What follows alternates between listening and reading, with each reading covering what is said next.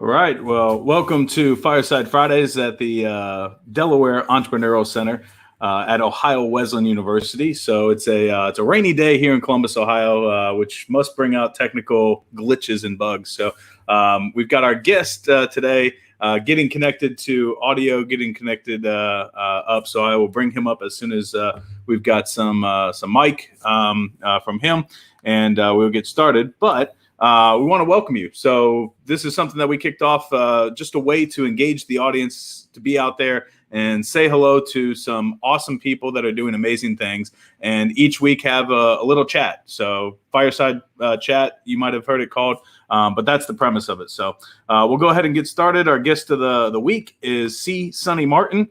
So we will get him plugged in here and join. And feel free to ask questions, engage with the host and the audience here. So, and we're happy to have you. So welcome to Fireside Friday at the Delaware Entrepreneurial Center.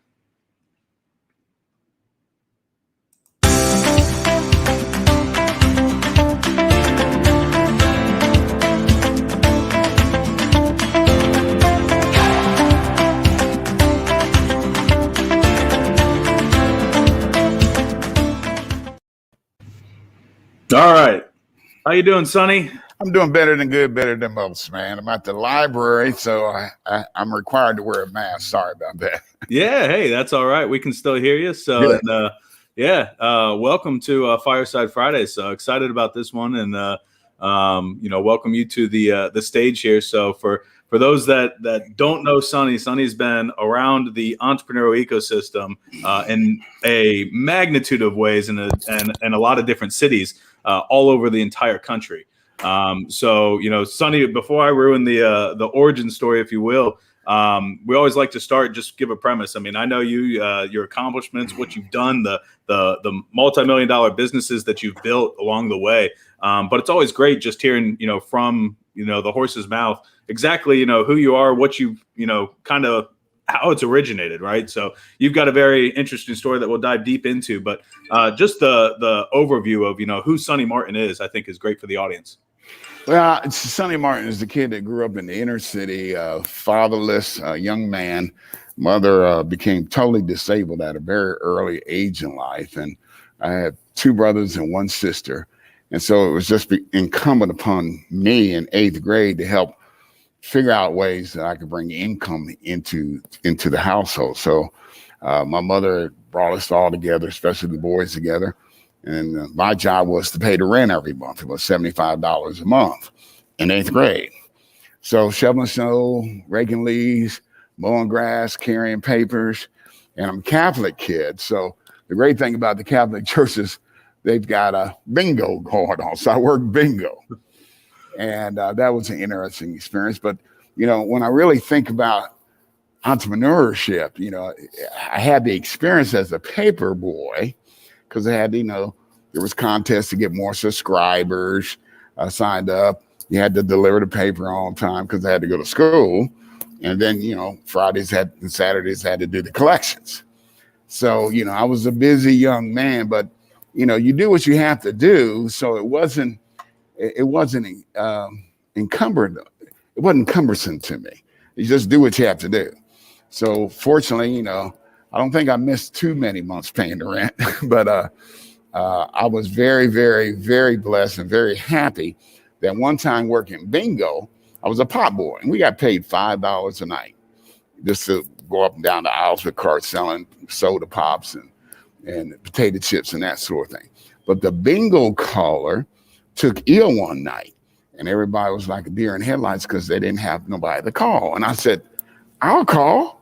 He said, oh, he's too young, but I always had this deep voice, And so they were looking around and none of the ladies wanted to call. And they said, well, go ahead and let him call. So that was like my biggest breakthrough in the early part of my life, that I got to be on this stage. And there's 100 people in there and I'm calling bingo balls, B52. Well, the interesting thing was I had such a fun time. And at the end of the evening, they would hand out our envelopes for pay.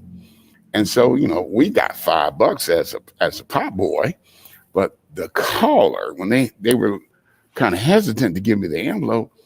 And they said, well, he was the caller, so you have to give him the envelope. Steve, I looked in that envelope. You know how much money was in there? $50. Oh, Elizabeth, $50. And so I was just blown away that, we had bingo one night a week and $50. And just the unfortunate thing happened. The guy that took ill never came back. And I had done such a great job the first week. They made me the permanent bingo caller. Wow. So, that was pretty amazing to me because, I certainly didn't make that as a paper boy. I certainly didn't make that as a pop boy. But it kind of, really gave me the confidence I needed in life, And I never really thought about entrepreneurship. I just thought about my voice sounded good. I wanted to play football for the Buckeyes. I was a great athlete in high school and had worked out with the Buckeyes for 2 years. And Rudy Hubbard, who was the running back coach, came to me and told me that I wasn't going to make the team unless I wanted to just dress for home games. And it was so embarrassing to me, as an athlete, because I put all my stock in that one basket. And I got scholarships at colleges I never even heard of, before: Kalamazoo, Michigan, University of Dayton, some of these other ones. But I had just tunnel vision, wanted to play for the Buckeyes. But of course, they already had Archie Griffin, and I was a running back. So there wasn't a chance that I would probably play unless he got hurt or something. I think I would have been third or fourth string. Right. But I remember when Rudy Hubbard told me that I wasn't going to make the team. I rode my bicycle home, and I was just very depressed because I had no plan B. And my mother became worried about me. I'd gotten little problems with the law, bought a car, had no driver's license, and got caught driving. Right. And ended up in the adult jail because they just thought because I was so big and my voice was so deep. And of course, I told him my brother's name, not my real name. And he was in the service. And but anyway, I was very fortunate. The Catholic Church took care of me, and they raised money for a full scholarship for me to go to college here in Columbus at Ohio Dominican College. And I was not a good academic student. I was basically a C student. Right. Didn't know what I wanted to do. But at Ohio Dominican, WNCI Radio had donated all their used radio equipment to the college. And the college, my freshman year, was starting a communications degree program. And they were going to have a radio station. So I said, hey, that's all about me. I can talk. I've been calling bingo for all these years. And I was voted to be the manager of the college radio station, WODR. And so I thought that I would end up in radio or television. So as the story goes, I became manager of the college. I was voted manager of the college radio station 3 years in a row. And it came to my junior year. And what I thought that I would do is invite Central Ohio's anchor people to the college to talk about broadcasting and news as a profession. Wink, wink. Hopefully somebody, will give a brother a break. Right. And lo and behold, it was such a great forum that we had.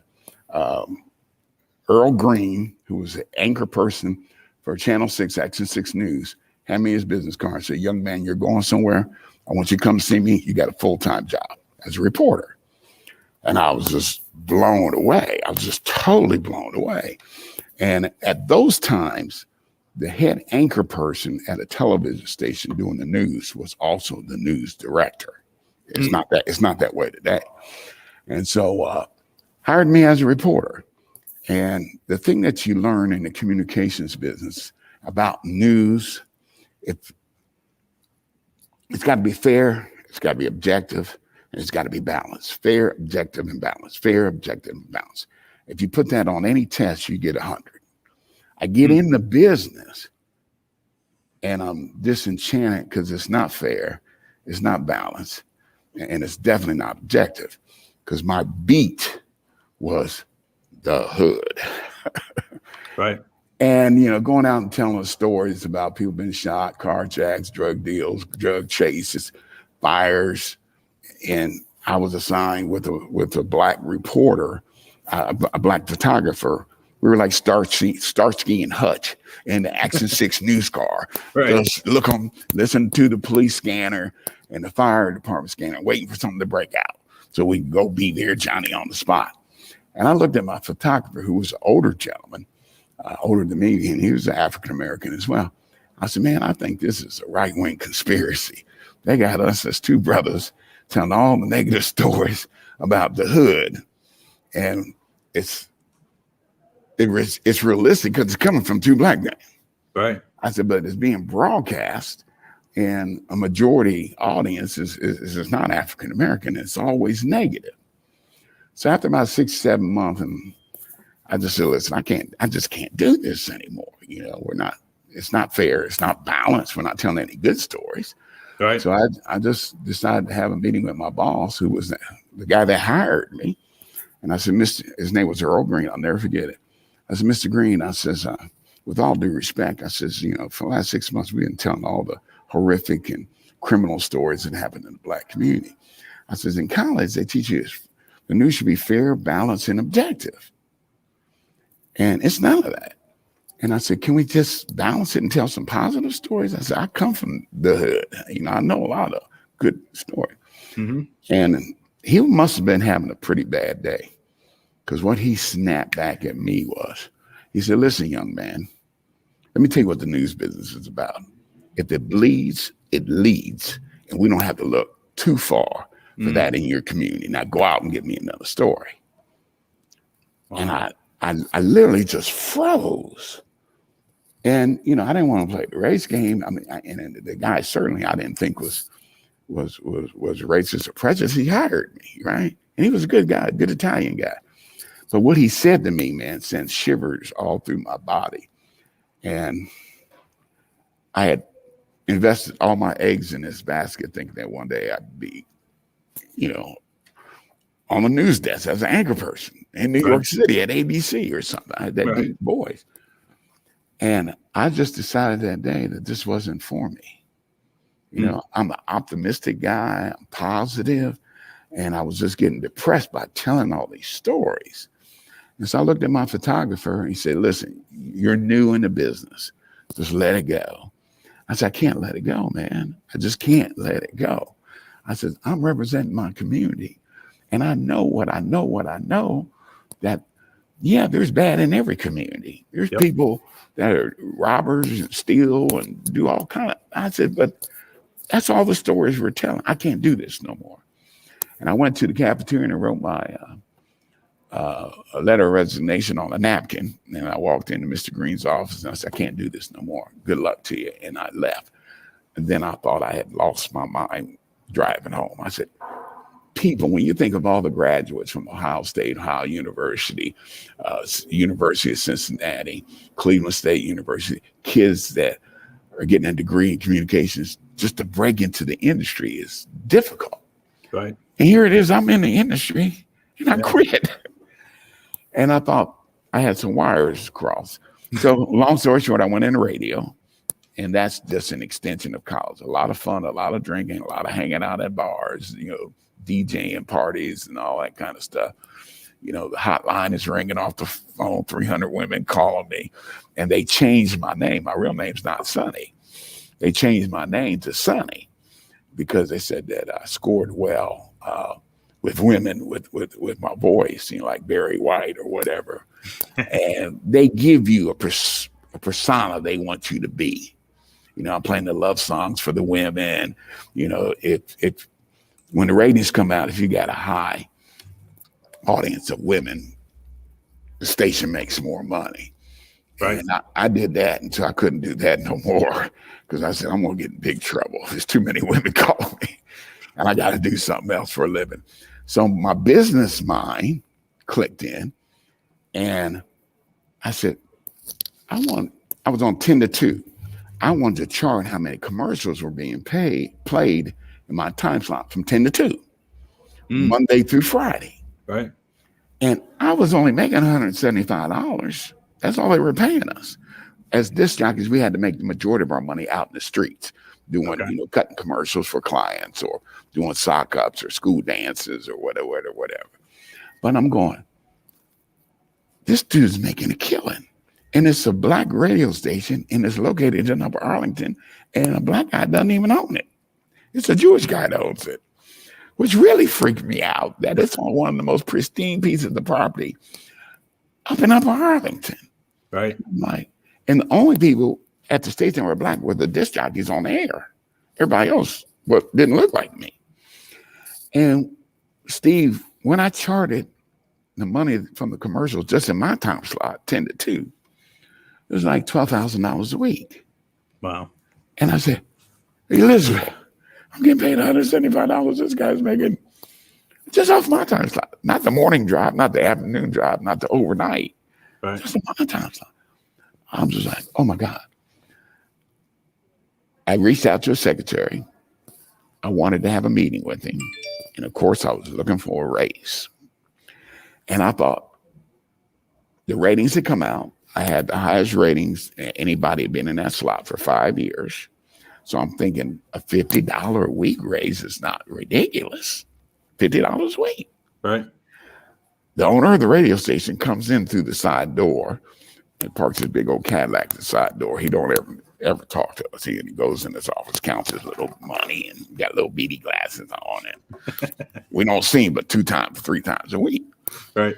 So I had to set up an appointment with his secretary to even have a meeting with him, which was like a week to 10 days later. And you know how you get, when you get them butterflies in your stomach, you got big meat, you're breathing hard, you don't know how it's going to go. And the guys I work with said, Sonny, don't do it. Don't do it. You're just new here. Don't do it. He said, you know how many people would fight to have your position? I said, man, $50 a week is not a lot of money. Look how much this guy's making. They said, they were older guys. They had been at the station for a long time. They said, okay, good luck to you then. Right. Which made me, get more stressed. So the day comes, I meet with him.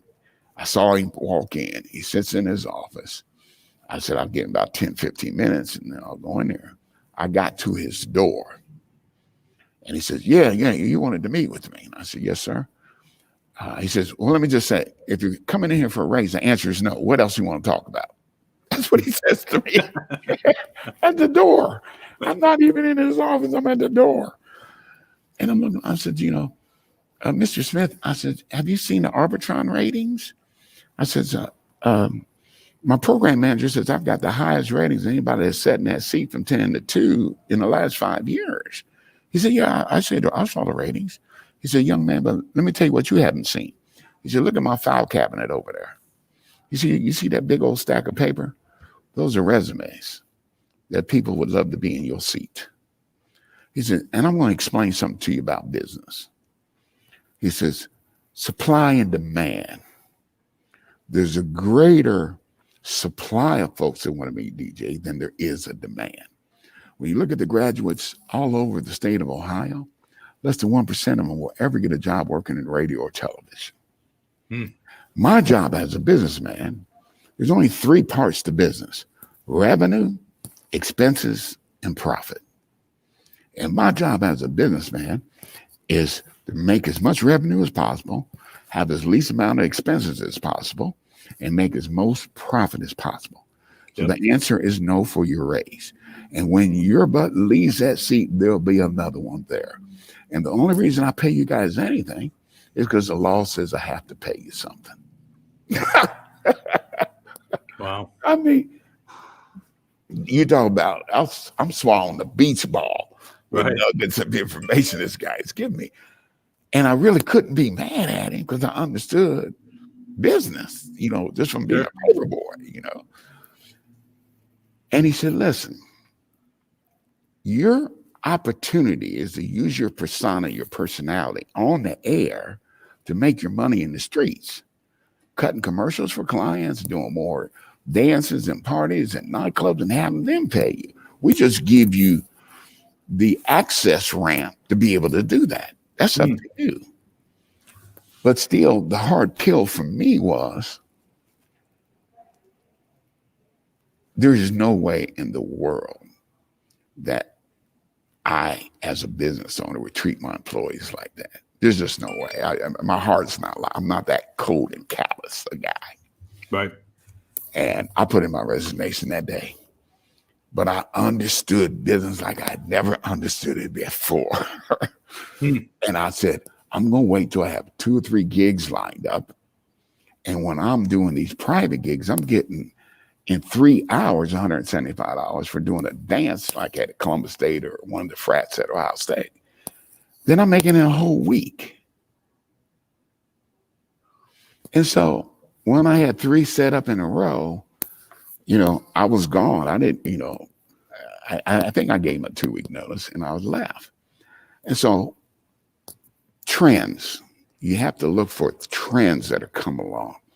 This is 1977, 78. And what was the biggest entertainment trend that happened during that period of time?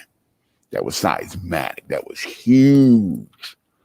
Saturday Night Fever had come out with John Travolta. I was going to say disco. Yeah. And it got like sizzling hot. Right. People were calling me everywhere, High schools were calling me, fraternities were calling me, colleges were calling me. And I said, oh my God, but I can only be in one place at one time. And then most of those dances take place when? On the weekend, Friday or Saturday. So I literally became booked up 90 days,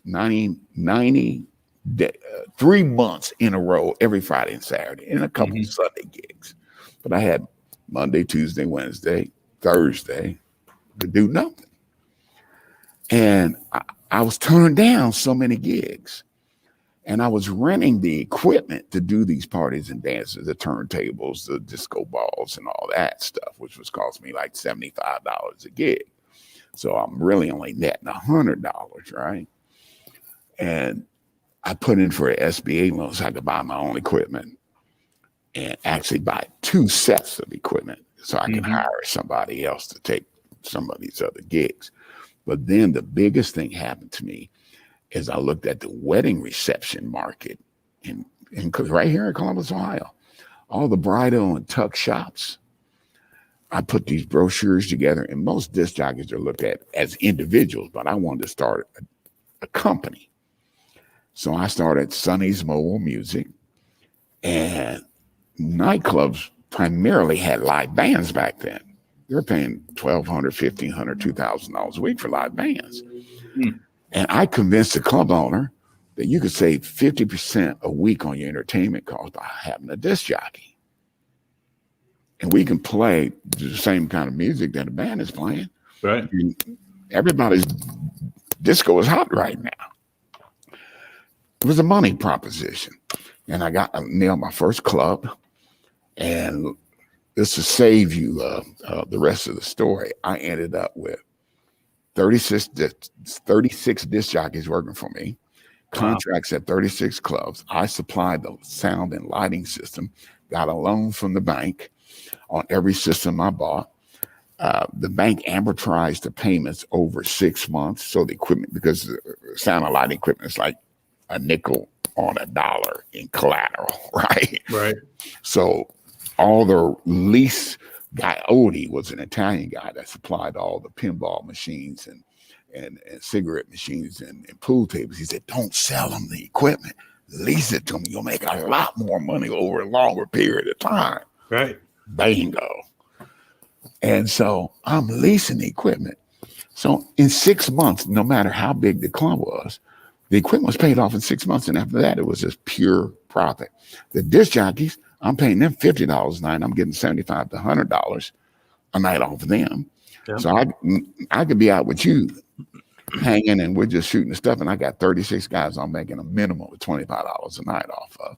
Right. And I'm making the least money from the sound system. And that was my first huge business. It was $150,000 a year. My accountant told me, he said, you're a disc jockey making $150,000 a year? I said, I'm not a disc jockey, I'm a company. Plus, we were doing over 400 wedding receptions. We locked the entire wedding reception business down. And we had an ad in the Yellow Pages. And I'll never forget when that guy came over to sell me an ad in the Yellow Pages. And I said, well, how much is it going to cost me for like a small business side card in the entertainment section, the Yellow Pages back in the day? He said $400. I said, oh my God, that's more than my rent. My rent was $175, about $400. I said, can I pay you half, $200 down? He said, no, that's a month, $400 a month. I said, a month? You got to be kidding me. He said, how much do you charge to do your gigs, your wedding? I said, at that time, we had raised the price to $225 and $50 for each additional hour after 3 hours, and $50 more for the light system and the smoke machine and all that kind of stuff. Mm-hmm. He says, I tell you, you're the only disc jockey that's going to be in here. And if you don't get 10 to 15 gigs a month from $400 investment, he said, that's the smartest thing that you could do. I said, what if I'm only able to pay it 1 month? He said, then your phone's cut off. I said, my phone cut off. And, most small business people don't think to market and advertise their business because they think of marketing and advertising as what? An expense and not an investment. Yep. And I was that guy. But let me tell you something. Oh my God. When that ad hit the Yellow Pages in the entertainment section, our ad was it was just a business card size. Yeah. Looking for disc jockeys for your wedding reception? Call Sonny's. 15, 20 bookings a month. Wow. From a $400 investment. Right. And had that company for about 9.5 years, and I was bored. Entrepreneurs get bored. I mean, it's just Monday. I had a business manager that was managing everything. I wasn't really doing that many, DJ stuff. So I had 36 guys working for me. I kind of just was managing it all, and I was just bored. And my secretary was getting her MBA at Ohio State. He says, you don't even have to come in here. Why don't you go do something else? And I said, my own company don't want me. She said, you don't have to be here. It's like turned on the faucet. The phone's ringing, the gigs are going. And I was just depressed. I didn't know what to do with the money either. That was another big thing. I had like 4 cars and, going down to Miami every other weekend. And, I just did not know. I'd never been schooled on investments or anything of that nature. So I'm just, I'm a cash cow, but I'm spending a lot of it. I'm getting new equipment and I'm just doing all this crazy stuff. And then the disco, what goes up comes down, right? Everybody started that disco sucks. Because John Travolta went from being the disco queen to the urban cowboy. Right. Right. And all of a sudden, disco sucks. And I said, the great thing about the disc jockey business, I can play country and Western music too. Right. You don't have to get a band in here. We can just change the format of the programming of the music. That's no big deal. And so we weathered that. But I just got bored and tired. And my secretary, her dad owned a chain of hotels in Cincinnati. And she had gotten her MBA. He says, listen, you're just bored with this business now. Why don't you just let me buy it? And I said, yeah, right. You're my secretary. You're going to buy my business. You're going to buy my name, my business. She says, yeah, my dad's got the money. And I got my MBA to buy a business. And I'm doing your books. I know how much money you're making. I know everything about it. I've been working for you for 3-4 years. Let me buy the business. And I just threw out a crazy figure. I think it was what my last year's gross was. She says, well, let me just take it to my dad. And let me talk to my dad. And I get back. Came back. They didn't even argue over the price. And said, yeah, their attorney sent me a purchase agreement. And I'm like, I was scared. I'm like, I ain't never had this kind of money in my hands in my whole in 5 lifetimes. What am I going to do with it? So it got closer to the closing days. And I said, you know what I'm going to do? I'm going to go out and buy me a nightclub. And it's going to be the hottest nightclub in Columbus, Ohio. That's what I want to do. And I found the perfect place that had gone out of business.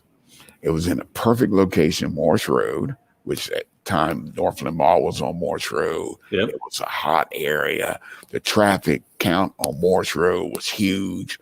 And it used to be a real popular club called King Tut's.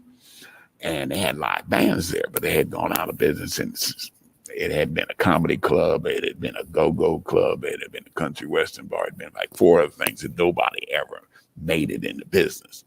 And the Italian guys that owned it realized they could make more money selling the club and repossessing it than they could running it.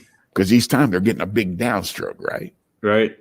And then when the operator cannot pay the note in the month, they're gone. Yep. And so I was the next victim. They said, what are you going to do? I'm going to be a dance club. So, okay. Now, this was 1984. Do you have any idea what the interest rate was back then? It was high. It was 18. It was 18%. I was going to say, I knew it was in the teens. And so here's the deal. I bought the club for $185,000, which was almost $20,000 more than I sold my other business for. But I didn't want to put 100% of that money into this club, into the buying it. So I had them take a note. So I put 100 down and I owed them 80 grand at 18.5% fixed interest for 5 years. Hold on. The lease on their mortgage was $4 grand a month. Wow. Steve Jobs says entrepreneurs are the craziest people in the world. Yep. Me. Yep. And I said, okay, well, the rest of the money that I had to buy the inventory. I had to do the decoration change, the sign change outside. I had to spend all this money. And by the time I got it done, man, I think I had less than $1,000 in the bank after I refurnished this place and put a new sound system, light system, signs outside of blacktop, the driveway. It was up there next to the Huntington Operations Center. And the dispatch comes to me, and they want to do an article about me. One of Columbus's most popular disc jockeys decides to open up a club in the north end of Columbus for an upscale African-American clientele. That's what they write. All the clubs I was in, they weren't black clubs. Right. They weren't. And I was like, they're prohibiting my ability to be able to draw a crowd. Because back in the 80s, I've heard many preachers say the most segregated day in America is Sunday. White folks go to white churches, black folks go to black churches. Right. And I went to all white Catholic schools, but I know what I know that I've said, Steve, let's go to this club. And you say, yeah, it's a black club though, ain't it? And you're open-minded enough, you may go, but the vast majority of people say, yeah. And so the dispatch putting this out there, not only was it illegal, because if you get a liquor license from the state of Ohio, you're barred from discriminating. Yeah. So they're telling people before I open up, it's going to be a black club, basically, because I'm black. Half of my staff quit.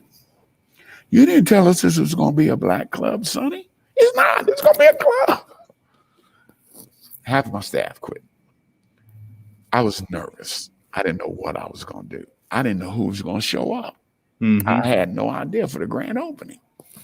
And it took me a while to get the liquor license in my name, because you would not believe what you have to do to get a liquor license in your name.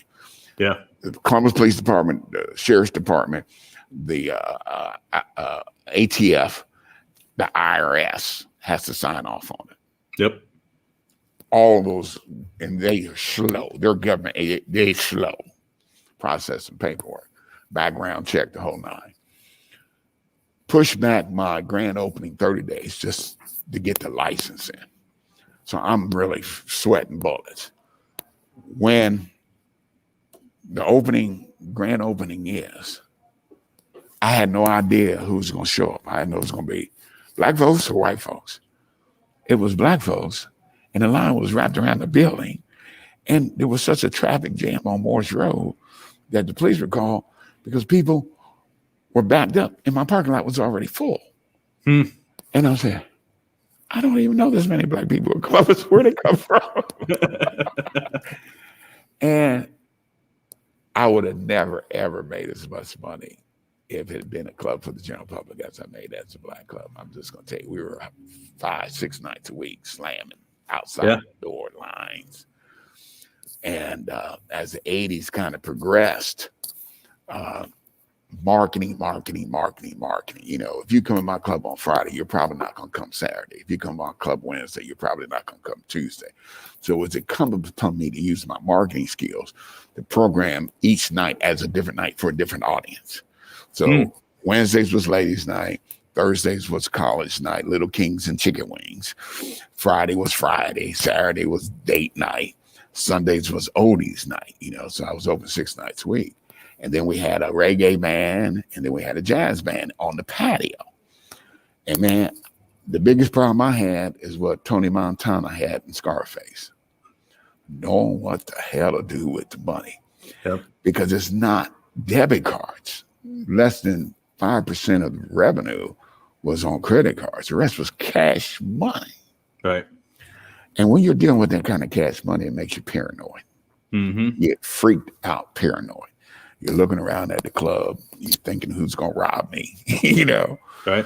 And it gets into a whole nother level. You're dealing with the public. Anytime you're dealing with the public, you're going to meet a jerk every single night. You just got to know who's going to be introduced to you as the jerk that night, right? You're dealing with the public. And jerks and alcohol don't go along too well.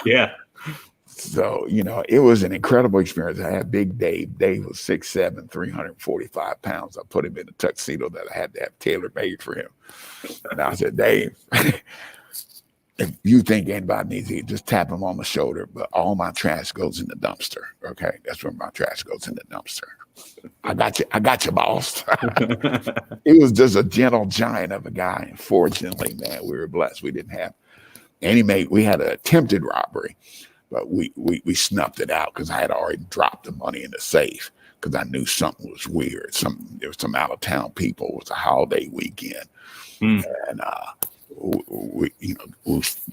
I came up from downstairs in my office and I saw guys jump the bar and they were in my register, and then a diversionary fight was taking place by the pool tables, you know. So, you know, Dave went over there, and next thing you know, these guys are in my register.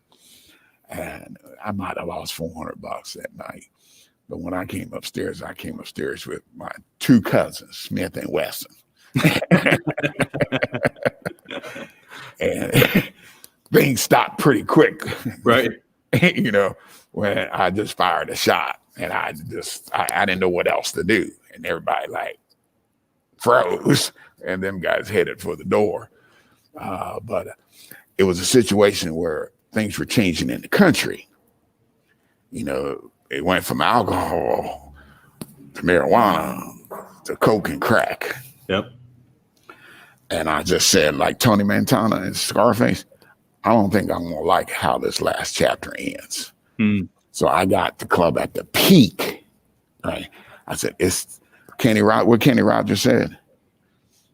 Kenny Rogers said, you got to know when to hold them and when to fold them. And I had a champagne room. You can only sit up there if you're buying bottles of champagne. Drug dealers coming in there buying cases of Dom Perignon. It was great. And I just said, this ain't going to end well. So this is not going to end well. And I didn't want to own a place where somebody got shot or killed in it or anything, because it was very upscale. Archie Griffin's brother was my guy at the front door. All my guys were in tuxedos. It was very upscale clientele. I had IBM, Xerox salespeople, and they were using their expense cards. You know, it was only credit card business I was doing for them guys. We had a softball team, we had a bowling team. And I said, this ain't going to last forever. It just ain't going to last forever. And unfortunate thing happened to me. My mom passed away. Hmm. And I got the call that she was in Code Blue at Mount Carmel. I left my club, went up there, and she passed. And the next day, I called the movers. I said, take all stuff apart and put it in storage. And I talked to about 4 or 5 other club owners. It says, whoever brings me the most amount of cash, the club is for sale. But it's got to be a cash offer. And I wasn't in my right mind at the time, but I just wanted, my mom was my everything. Yeah. And I just wanted to it was time. Yeah. And I sold the club and got, a small amount of money down, 100 grand down, and financed the rest.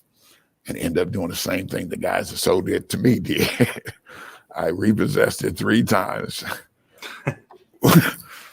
And found out you really make a lot more money selling and repossessing the club, and getting a big downstroke because, young folks' egos are like, oh, I want to own a nightclub.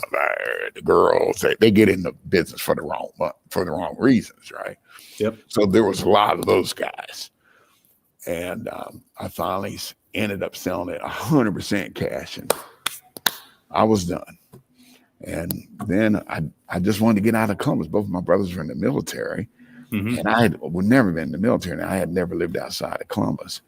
And so I went and stayed in Negril, Jamaica for about 6 months, trying to figure out what I was going to do next in life, what was going to be the next chapter of my life. I was still only 33.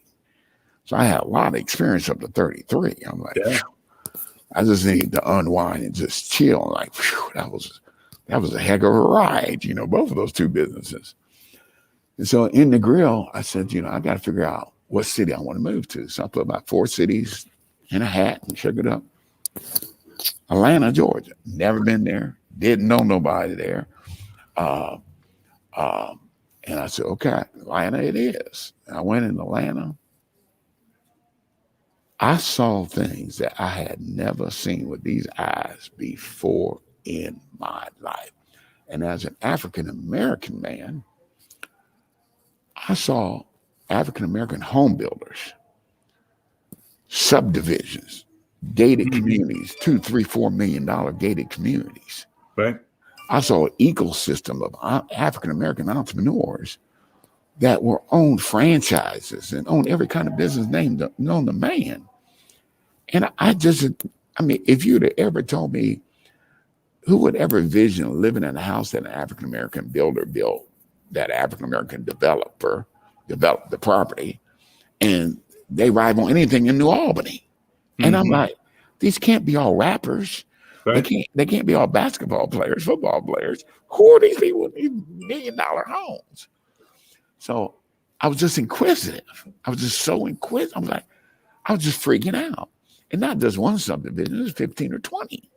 And I'm like, and then you got a black mayor, which Columbus had never had. Yep. And all African-American city council, county commissioners. I'm like, I thought I was in Africa, for a minute. But the population was crazy. It's 6 million people in Atlanta. Right. And only 2 million of those 6 million are African-American. And the city of Atlanta is smaller than the city of Columbus. But the biggest advantage Atlanta has, the city owns and operates the airport. The city owns it. In Columbus, you got the Columbus Port Authority. Right. It's a separate governing body. Yeah. But that's the crown jewel of the city of Atlanta. Yeah. And Maynard Jackson, the first black mayor, he's the one that built the airport to the largest airport in the world. Yeah.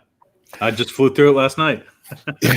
and the craziest thing about it was that just blew me away.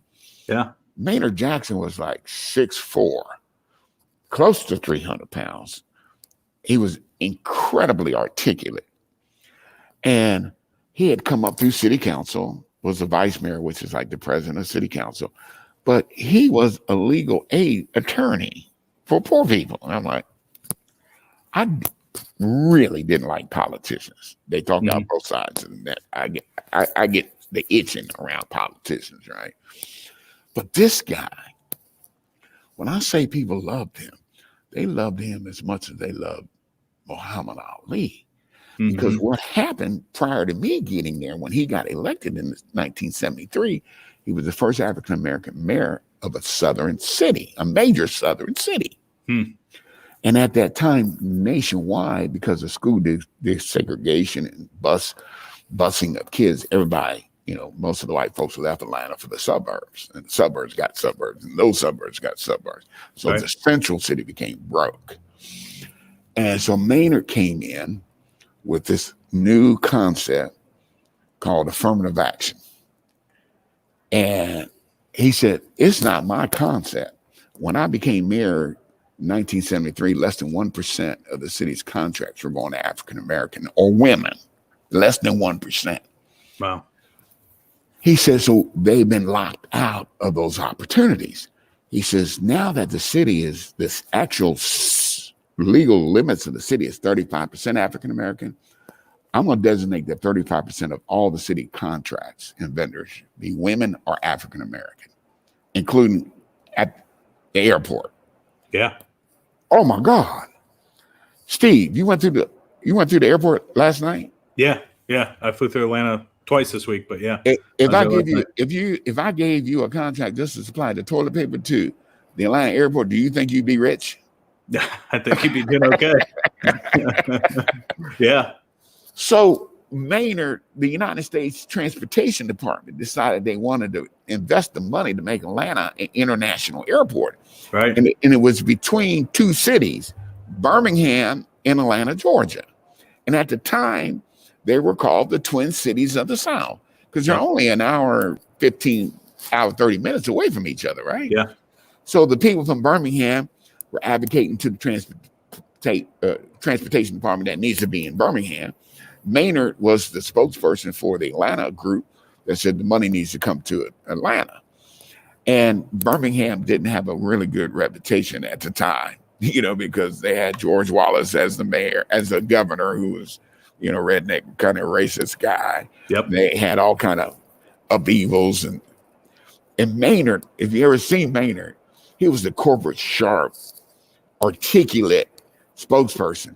He said, the only problem we got about the transportation department giving us the money to make Atlanta International Airport is I-85 is in the way.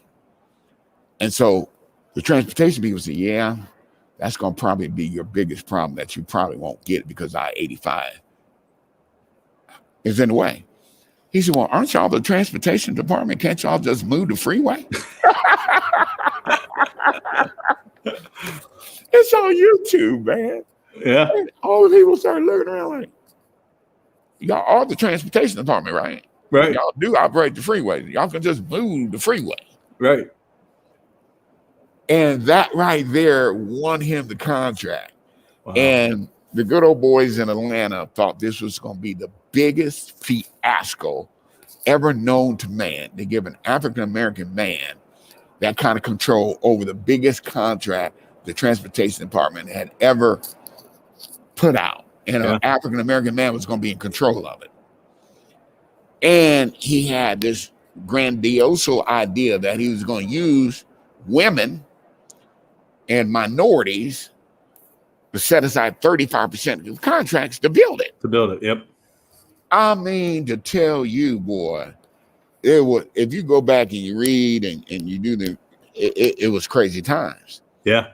But not only did he succeed building it on time, under budget, and use 35% participation of women and minorities to build it. Wow. But the thing, when I found this all out, I said, there's a greater reason for him to be assassinated than Martin Luther King. Right. Because if he was Bill Smith and you had the contract to insure all the police cars and all the fire cars and all the city cars, and all of a sudden Leroy got that contract, oh man, you're going to be a pretty upset guy. You know what I'm saying? Right. So that was a seismic change that he flipped the hourglass upside down.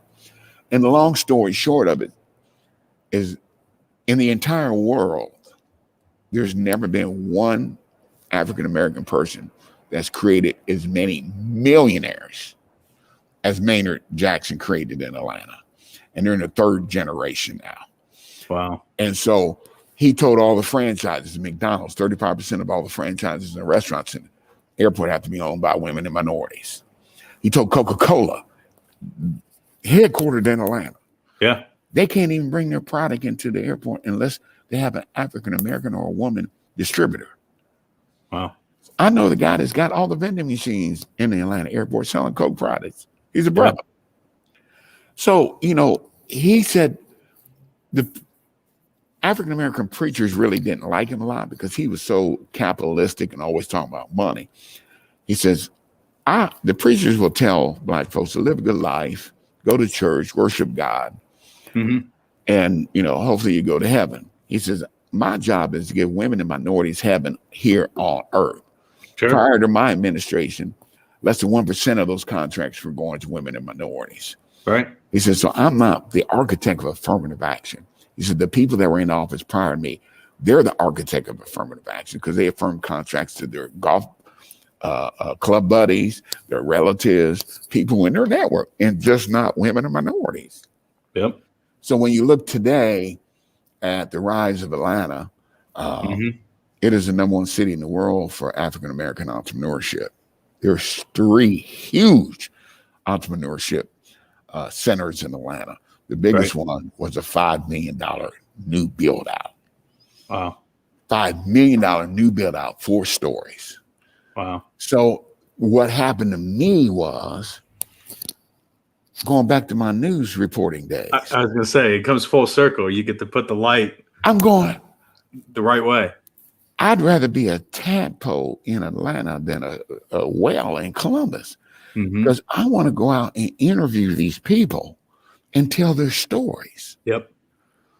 And I went to the mayor, and I had met him 3 times, and he said, let me think about it. I wanted to do a book about him is originally what it was, and he turned me down 3 or 4 times. I stalked him for 2 years.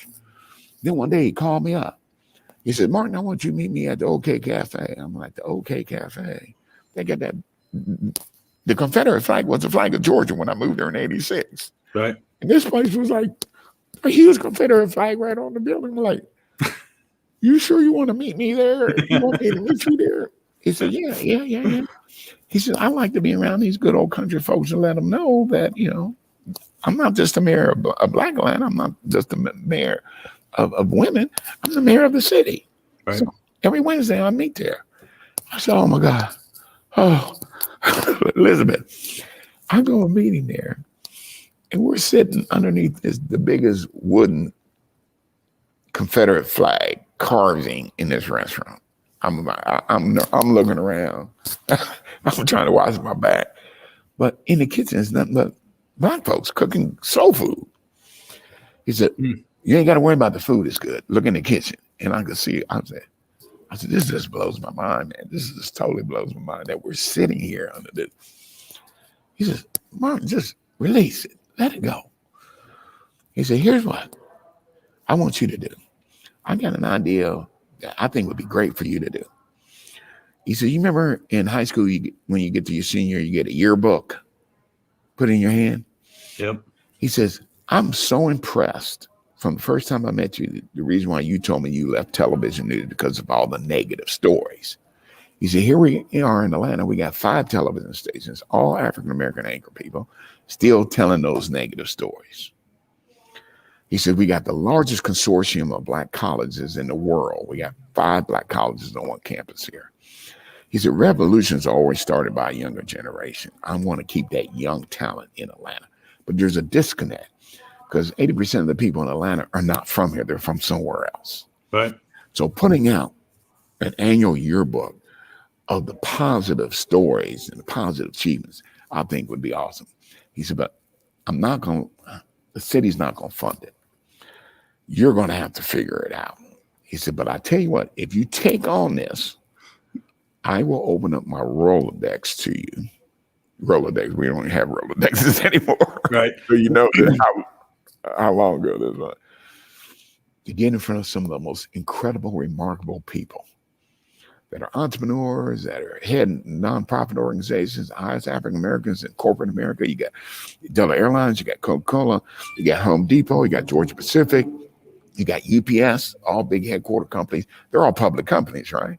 Yep. He says, we have gotten a reputation that Atlanta is the greatest city in the world for African-American talent. He says, I want you to tell those people stories.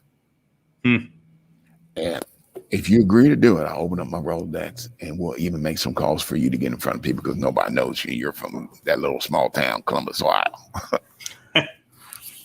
And talking about business models, it was not a good business model.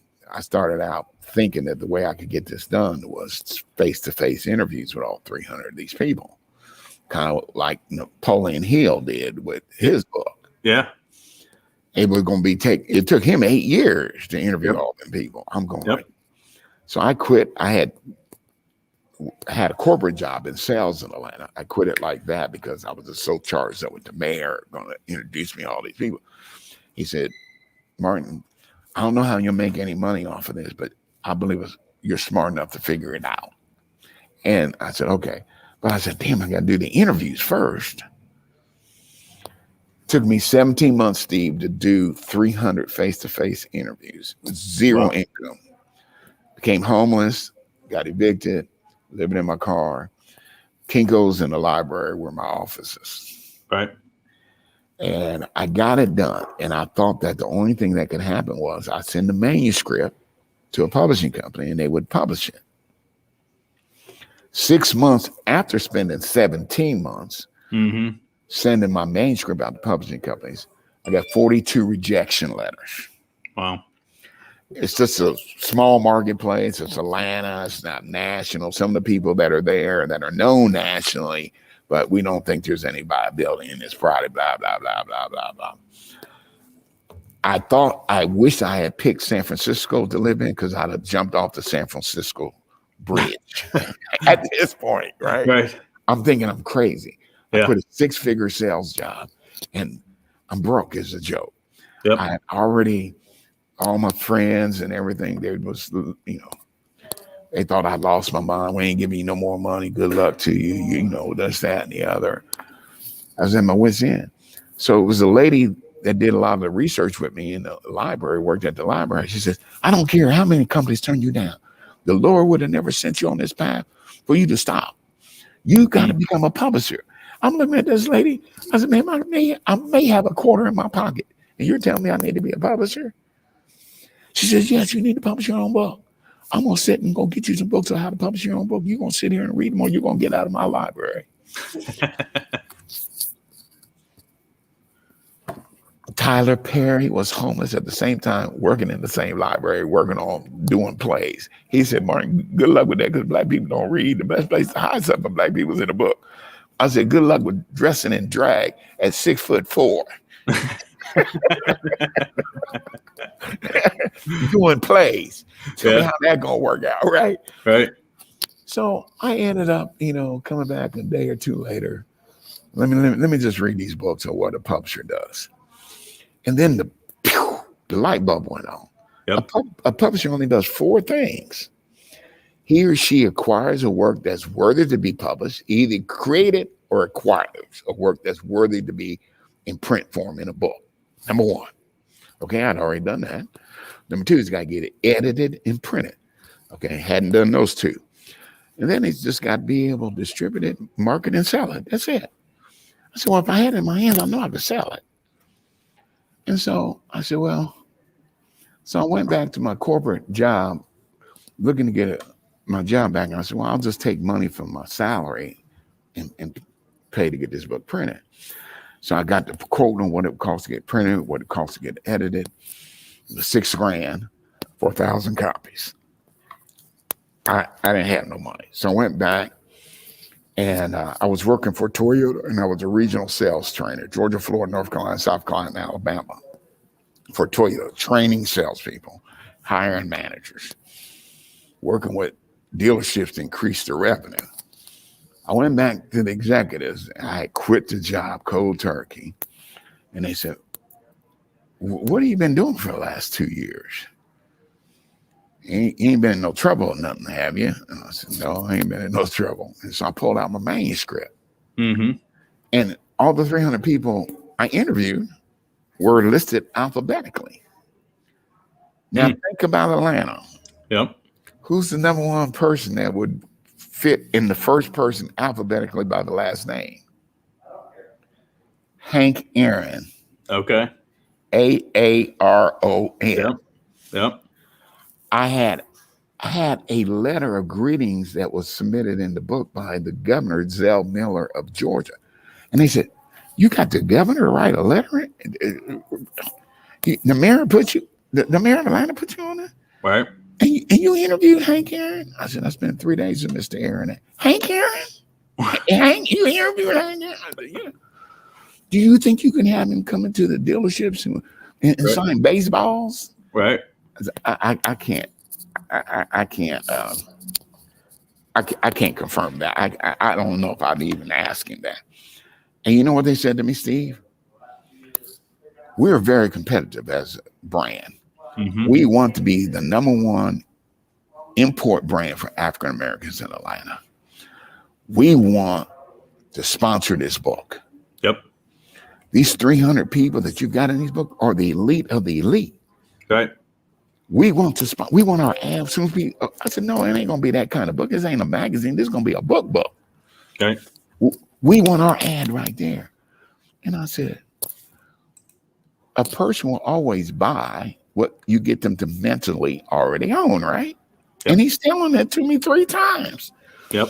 And he says, we got a job for you, a general sales manager job. It's going to be an increase from your previous salary. And you're the perfect person for it because we got a dealership that's in transition in a very elite, upscale black, and you'd be the perfect person for it.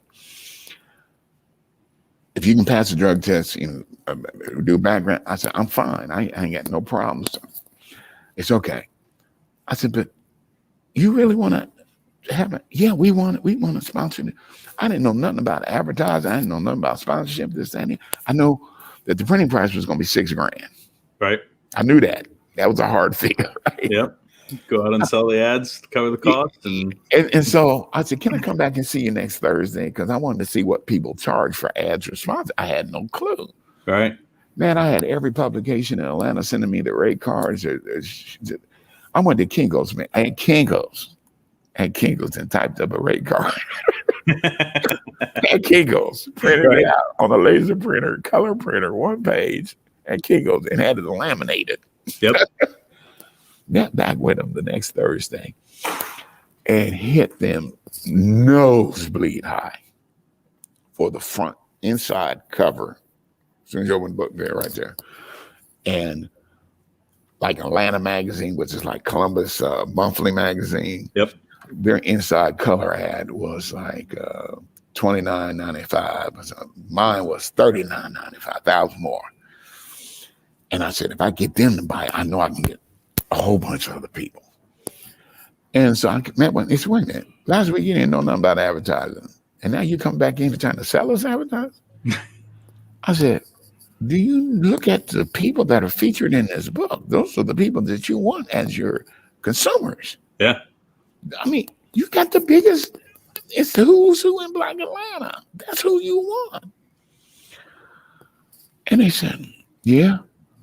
And okay, we'll do the ad under one condition.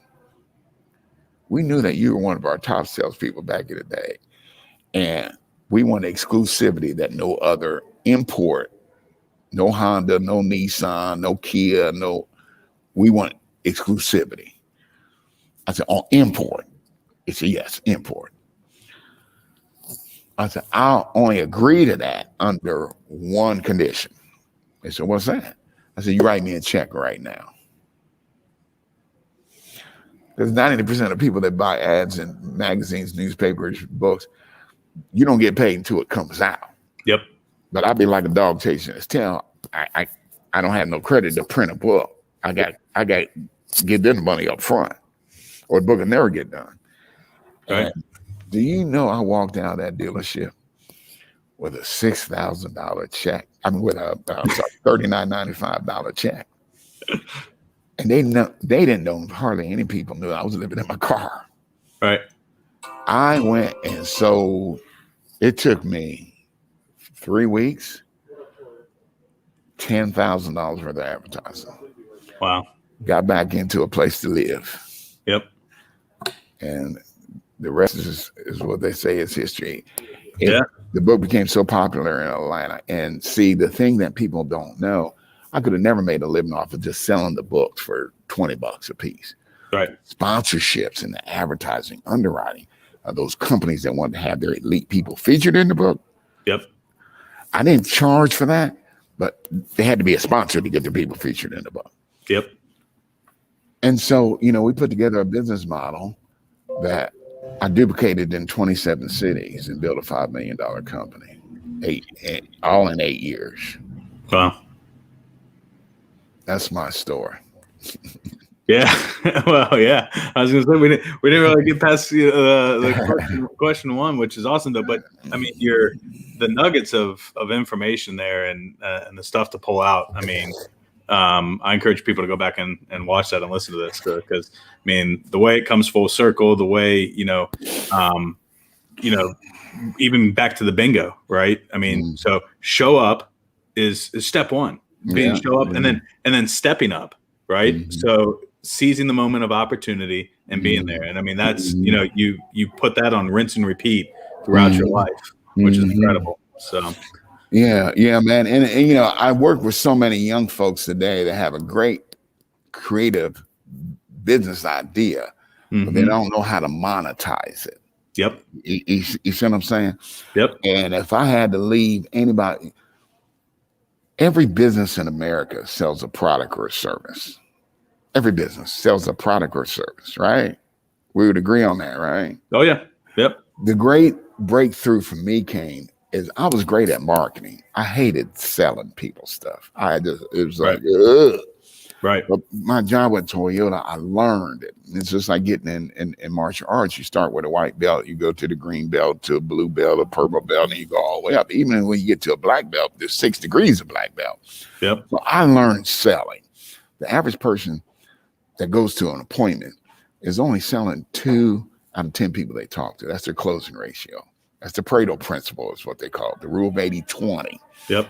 When you really work on your skill sets and get your closing ratio up from 2 out of 10 to 4, 5, or 6 or 7. When I left Toyota, mine was 8 out of 10 are going in the water today. Right. And you work on that. It's the difference between working hard and working smart. People should learn the skill set. It's just like if I was a carpenter and you want me to come build a deck for you and I showed up with no hammer, no saw, I'm a flake. If you're in business and you're calling on B2B clients, or you're trying to be able to scale your company, you've got to learn how to overcome objections. Know that there's going to be objections. Okay? Create those win-win opportunities. People love to buy, they hate to be sold. Exactly. Yep. So, all right. Well, went a little bit over there, but man, I was loving the flow, loving the stories. So definitely got a way of carrying on the conversation and leaving advice throughout the tales, right? So and honestly, that's I think one of the best ways that people learn, and that's why we started the Fireside Chats is letting people tell their story and letting people learn through stories. They'll remember the things about Atlanta and how you interviewed Hank Aaron, and resonate with a principle, right? Mm-hmm. So that's awesome. So well, Sonny, we'll have to do it again. Okay, no problem, man. I mean, you got we've gotten about halfway through. I feel like because I know everything else that you've done and done. But I encourage people to connect with you. What's the best way to get a hold of you, Sonny? My name is my email address, sonny@csonnymartin.com. I've got a new book coming out, my story, which is some of what we talked about and how I created only 7% of businesses get to $1 million a year in revenue. Of African-American business, it's only 2%. Wow. So I thought not just to brag about my success, but to tell people the skill set you need to have to be able to scale and duplicate a business model, which will take you to higher revenues and bottom line, higher profits. So I've got that book coming out, The Making of a Black Millionaire. You can go to my website, csonnymartin.com. There's a U in sunny because I thought I was going to be bright one day. All right, we'll put it here in the comments. SunnyMartin.com.